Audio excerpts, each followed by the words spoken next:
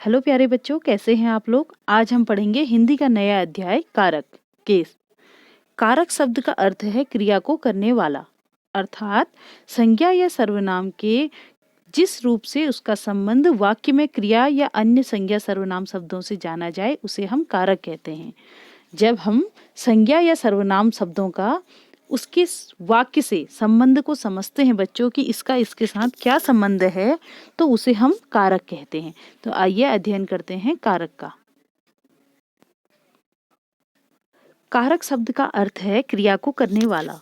वाक्य में कई संज्ञा या सर्वनाम पद क्रिया को पूरा कराते हैं। इन पदों का क्रिया से अलग अलग तरह का संबंध होता है। इस संबंध को बताने वाला रूप ही कारक कहलाता है। जब हम देखते हैं कि घर में हम एक दूसरे का संबंध समझाने के लिए बच्चों इन्हीं कारक का प्रयोग करते हैं। जैसे माली ने सांप को डंडे से मारा। अगर हम ने और को हटा दे तो हमें समझ में नहीं आएगा कि माली सांप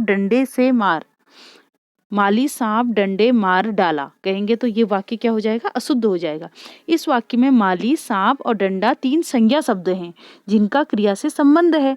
माली क्रिया का कर्ता है, सांप क्रिया का कर्म है, क्योंकि कर्ता क्या होता है, माली ने, कर्ता ने कर्म को, सांप को, और डंडे से, करण से, डंडे से। इस संबंध को ने को से चिन्ह द्वारा प्रकट किया गया है बच्चों। तो हमें कर्ता, कर्म और करण का संबंध इसमें दिखाई दे रहा है।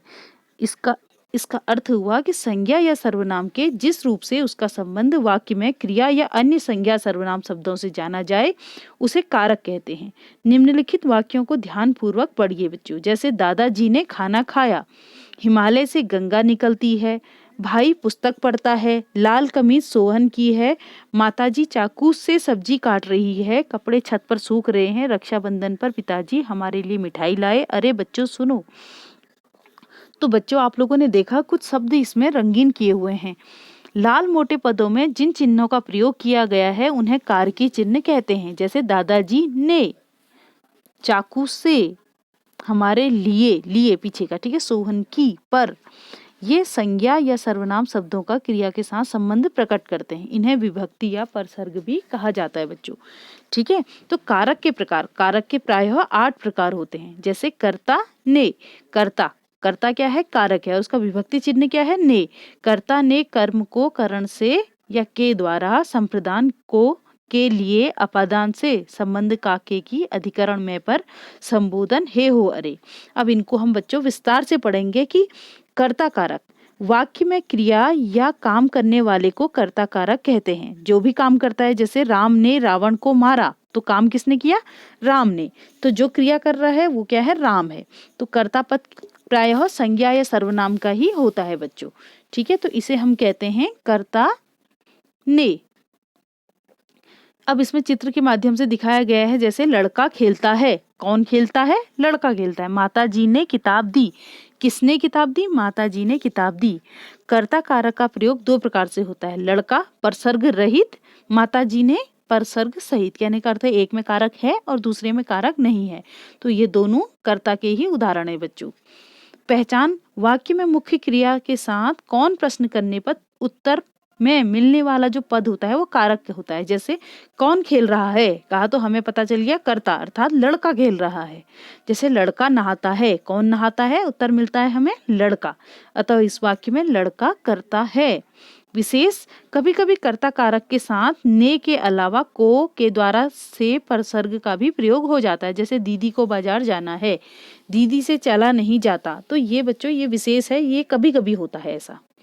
दूसरा कारक है कर्म कारक। क्रिया के साथ व्यापार का फल जब कर्ता को छोड़कर किसी अन्य संज्ञा या सर्वनाम पर पड़ता है तो उसे हम कर्म कहते हैं। जैसे माली ने सांप को डंडे से मारा ना, तो सांप को क्या हो गया, कर्म।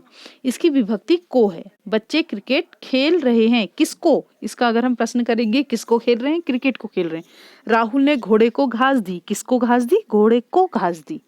इन वाक्यों में खेलने का फल क्रिकेट पर, घास का फल घोड़े पर पड़ रहा है। ये दोनों पद कर्म कारक हैं बच्चों। प्रथम वाक्य में कर्म के साथ कोई विभक्ति नहीं है, दूसरे वाक्य में कर्म के साथ विभक्ति चिन्ह है। इस प्रकार कर्म कारक विभक्ति रहित और विभक्ति सहित दोनों ही रूपों में हो सकता है। जैसे कर्म कारक भी कर्ता की भांति विभक्ति के साथ तथा विभक्ति के बिना दोनों ही रूपों में हम लगा सकते हैं। अप्राणीवाचक कर्म के साथ प्रायः विभक्ति चिन्ह नहीं लगता, जैसे बच्चा दूध पी रहा है। अप्राणीवाचक कर्म के साथ प्रायः विभक्ति चिन्ह नहीं लगता, जैसे जो अप्राणीवाचक हो, और जो साधारणतः प्राणीवाचक कर्म के साथ को विभक्ति को चिन्ह लगाया जाता है। जैसे प्राणीवाचक कौन है, जैसे राम है, राम ने रावण को मारा। तो यहाँ पर क्या हो गया बच्चों, यहाँ पर हो गया को परसर्ग लग रहा है। पहचान क्या है, क्रिया के साथ क्या या किसी प्रश्न का प्रयोग करने पर जो उत्तर मिलता है वह कर्म कारक होता है। जैसे बच्चे क्या खेल रहे हैं, बच्चे क्रिकेट खेल रहे हैं। राहुल ने किसे घास दी, राहुल ने घोड़े को घास दी। तो दोनों पद कर्म कारक हैं बच्चों, ठीक है। तो अब ये तीसरा है कारण करण कारक। संज्ञा या सर्वनाम के जिस रूप से क्रिया के साधन का बोध होता है उसे करण कारक कहते हैं। इसका विभक्ति चिन्ह से या के द्वारा, जैसे दर्जी कैंची से कपड़ा काटता है, वह हवाई जहाज द्वारा नेपाल गया, से भी आ गया और नेपाल गया। इन वाक्यों में काटने का साधन कैंची, जाने का साधन हवाई जहाज पद करण कारक हैं। तो इसलिए इसमें क्या हो गया बच्चों, एक तो साधन, दूसरा द्वारा, दोनों ही करण कारक में आते हैं। अगला है संप्रदान कारक। संप्रदान कारक शब्द किसी को देने या किसी के लिए कुछ करने का संकेत करता है। अतः संज्ञा सर्वनाम का वह रूप जिससे कुछ दिया जाए या कुछ किया जाए संप्रदान कारक कहलाता है। इसका विभक्ति चिन्ह को या के लिए होता है। जैसे सचिन दादाजी के लिए दवा लाओ, सचिन दादाजी के लिए दवा लाओ, किसी के लिए दवा ला रहे हैं ना। पिताजी को चाय दो, तो संप्रदान क्या कारक क्या है बच्चों, जिसमें किसी को देने या किसी के लिए कुछ करने का संकेत होता है, उसे हम संप्रदान कारक कहते हैं। कर्म कारक और संप्रदान कारक में क्या अंतर है, कर्म कारक में काम करने का प्रभाव सीधा कर्म पर पड़ता है, जबकि संप्रदान कारक में क्रियाकर्ता के स्वयं के लिए न होकर किसी दूसरे के लिए संपन्न होती है। जैसे पिताजी को चाय दी गई ना, इस प्रकार से कर्म कारक का विभक्ति चिन्ह को है तथा कभी कभी संप्रदान कारक के साथ भी को विभक्ति का प्रयोग किया जाता है। परंतु दोनों में अंतर क्या है, कर्म कारक का विभक्ति चिन्ह को क्रिया के फल का आधार होता है, जबकि संप्रदान में को का अर्थ के लिए होता है, अर्थात किसी दूसरे के लिए होता है बच्चों। इसी प्रकार देखो चित्र में दिख रहे हैं ना, अपादान कारक के उदाहरण देखिए। संज्ञा या सर्वनाम के जिस रूप से अलग होने, दूर होने, डरने, सीखने, तुलना आदि का बोध होता है उसे हम अपादान कारक कहते हैं। इसकी विभक्ति से है। जैसे पेड़ से फल गिरते हैं, तो बच्चों एक तो अपादान कारक में क्या है, हमेशा दूर जाने के, अलग होने के अर्थ में अपादान कारक होता है से, नहीं तो करण में भी से होता है और इसमें भी से होता है। तो दोनों में अंतर क्या होता है, करण कारक में साधन और द्वारा होता है और इसमें क्या होता है, अलग होने के अर्थ में। जैसे पेड़ से फल गिरते हैं, तो फल क्या हो रहे हैं, पेड़ से दूर हो रहे हैं, अलग होने के अर्थ में।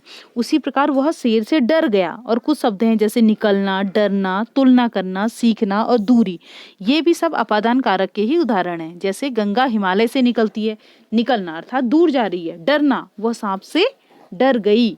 सुनीता अनीता से सुंदर है, यहाँ पर क्या हो रही है बच्चों, तुलना हो रही है यहाँ पर। और वह अध्यापक से संगीत सीखता है, जैसे आप अपने माता पिताजी से नैतिक शिक्षा लेते हैं तो कुछ न कुछ सीखते हैं। मेरा स्कूल घर से 3 किलोमीटर है, मेरा स्कूल घर से 3 किलोमीटर दूरी पर है। तो यहाँ पर क्या हो रही है बच्चों, 3 किलोमीटर आ गया ना, तो क्या हो गई, दूरी। तो दूरी का एहसास इसमें अपादान कारक में होता है। करण कारक तथा अपादान कारक का अंतर। करण कारक और अपादान कारक दोनों परसर्ग से हैं, किंतु अर्थ की दृष्टि से दोनों में भेद है। करण कारक की से विभक्ति का अर्थ सहायता या द्वारा के लिए होता है, जबकि अपादान कारक विभक्ति का अर्थ पृथकता अर्थात अलग होने के अर्थ में होता है। अगला है संबंध कारक। संज्ञा या सर्वनाम के जिस रूप से उसका दूसरे संज्ञा या सर्वनाम के साथ संबंध का ज्ञान हो उसे हम संबंध कारक कहते हैं। अर्थात एक का दूसरे के, एक संज्ञा सर्वनाम का दूसरी संज्ञा सर्वनाम के साथ जब संबंध स्थापित होता है तो उसे हम संबंध कारक कहते हैं। जैसे क्या होता है, का के की रा रे री। जैसे असीम की चाची आई है, हमें पता चल रहा है कि असीम का और चाची का क्या संबंध है, असीम की चाची है वो। कक्षा 8वीं के सभी विद्यार्थी मेहनती है, तो कक्षा 8वीं के विद्यार्थी और उनका कक्षा 8 और विद्यार्थियों का संबंध आपस में बन रहा है। संबंध कारक में पहला संज्ञा सर्वनाम पद संबंध कारक कहलाता है, जिससे संबंध जुड़ता है वह संबंधी पद कहलाता है बच्चों। अब आगे है परसर्ग का प्रयोग संबंधी पद के लिंग वचन के अनुसार होता है, जैसे राजीव का लड़का, राजीव की कमीज, राजीव के कपड़े। अगला है 7वां अधिकरण कारक। शब्द के जिस रूप से क्रिया के आधार का बोध होता है उसे हम अधिकरण कारक कहते हैं। इसकी विभक्ति में, पर जैसे है उसके आधार का आपको पता चल जाएगा। अधिकरण कारक क्या है? आधार का। और इसमें मैं पर का ध्यान रखना पड़ता है कि इसकी विभक्ति चिन्ह क्या है? मैं और पर। जैसे चिड़िया कमरे में बंद है, कहाँ बंद है? कमरे में बंद है। गिलास मेज पर रखा है, आधार है ना बच्चों। गिलास कहाँ रखा है? मेज पर रखा है। अधिकरण कारक के साथ 3 रूपों में आता है। वह सरकारी विद्यालय में चपरासी है, परसर्ग सहित भी आता है। मुकेश अंदर है, परसर्ग रहित भी आता है। पेड़ पर फल लगे हैं, आधार बताता है यहाँ पर। और गाड़ी ठीक समय पर है, समय सूचक। ये क्या है? समय सूचक। तो इसके बाद अंतिम है बच्चों संबोधन कारक। शब्द के जिस रूप से किसी को पुकारा या संबोधन किया जाए उसे हम संबोधन कारक कहते हैं। जैसे हे, अरे, इसके कारक चिन्ह हैं। जैसे अरे भाई, सुनना जरा। हम किसी को बुलाते हैं या किसी को पुकारते हैं तो, या किसी को संबोधित करते हैं। हे प्रभु, मेरी मदद करो। ये भी क्या है बच्चों? संबोधन कारक है। तो संबोधन कारक में विशेष क्या है? संबोधन कारक में दूसरे कारकों की भांति परसर्ग बाद में न जुड़कर संज्ञा शब्द से पहले जुड़ते हैं। इसमें संज्ञा शब्द से पहले ही परसर्ग जुड़ जाता है। प्रायः परसर्ग रहित संबोधन ही प्रयोग में आता है। जैसे पिताजी फिरोजपुर कब जा रहे हैं? पिताजी फिरोजपुर कब जा रहे हैं? प्रश्नवाचक चिन्ह। लड़कों, ध्यान से सुनो। सर्वनाम के साथ संबोधन कारक का प्रयोग नहीं होता है बच्चों। संज्ञा रूपों की रूप रचना। कुछ संज्ञा और सर्वनाम शब्दों के सभी कारकों के रूप दिए जा रहे हैं। शब्दों की रूप रचना में लिंग, वचन तथा कारक का महत्वपूर्ण स्थान होता है। तो बच्चों, आपकी पुस्तक में एक तालिका दी गई होगी, सारणी, उसको आप अध्ययन कर सकते हैं। जैसे कर्ता के उसमें, कर्म के उसमें सारे रूप दिए गए हैं, उनका अध्ययन आप स्वयं करेंगे बच्चों। आपके अध्याय में इतना ही है कारक के। आगे बच्चों आपको अपनी पुस्तक का अध्ययन करना है, जिससे आप इस पाठ को और अच्छे से समझ सकेंगे। अगली वीडियो में हम फिर मिलते हैं, तब तक के लिए धन्यवाद।